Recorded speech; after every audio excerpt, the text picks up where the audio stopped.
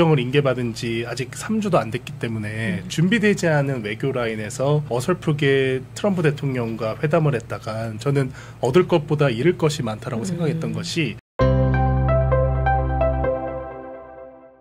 외교 무대 복귀를 대통령이 알렸는데 호주 남아공 정상과는 릴레이 회담을 했고요. 한미 정상회담은 무산이 됐습니다. 기사를 좀 짚어보면 지난 트럼프 대통령과 한국 대통령 간의 전화 통화에 있어서도 한국 대통령실 발표는 있었죠. 요 내용을 보도자료를 한국 언론들이 썼습니다. 그런데 백악관 공식 발표나 어떤 트럼프 대통령의 언급은 전혀 없었습니다. 여기 한미 정상이 뭐 G7에서 만날 것이다.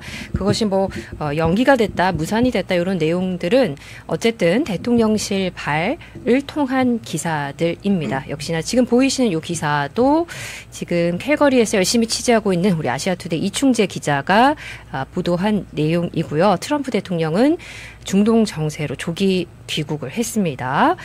자, 외교 무대 일단 어쨌든 새 정부는 트럼프 대통령과 만나고 싶어 하는 것 같고 제가 뭐 외신이나 백악관 출입 기자하고 이렇게 연락을 해보면 백악관에서 트럼프 대통령은 어쨌든 뭐 공식적인 내용이나 한국에 대한 외교와 관련해서 협상을 할 것이다 이런 이야기는 없습니다. 대변인님께서 보시기에는 어떠신가요? 그냥 속된 말로 그냥 허탕치고 온 것이죠. 그렇다고 뭐 이재명 대통령이 또 뭐 주도로 허탕을 쳤다기보다는 사실 트럼프 대통령은 저희가 좀 예측 불가능한 영역으로 움직이는 사람이기 때문에 그런 것들이 또 한 번 드러난 것 같은데 저는 차라리 잘 됐다는 생각을 했어요.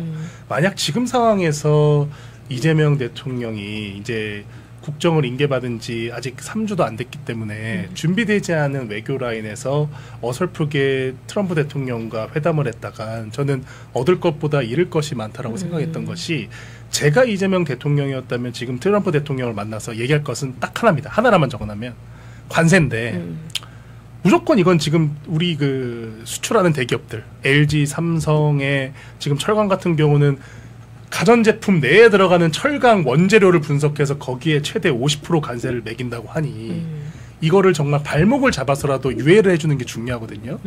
근데 지금 그 사이에 정상회담이 없다면 7월 8일인가부터 이게 그냥 실시를 한다고 돼 있어요. 그러면 이 얘기를 꺼내야 되는데 과연 트럼프가 이재명 대통령이 그 얘기를 했을 때 그걸 들어줄 것인가?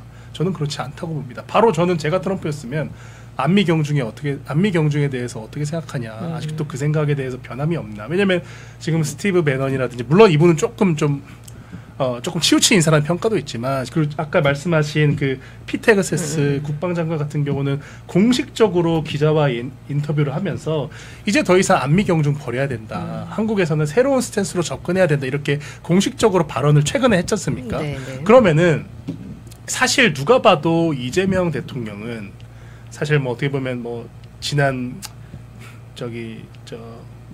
재판에서 뭐 대북 송금이라든지 여러 가지로 북한에 대해서 우호적이고 중국에 대해서는 친화적인 사람이라는 게 외교가의 평가입니다. 그러면 이 프레임을 깨주고 트럼프한테 얻을 건 얻어줘야 되는데 만약에 그 예정대로 16일에 그 두 분이서 회담을 했다면 저는 사실 득보다 실이 많았을 거다.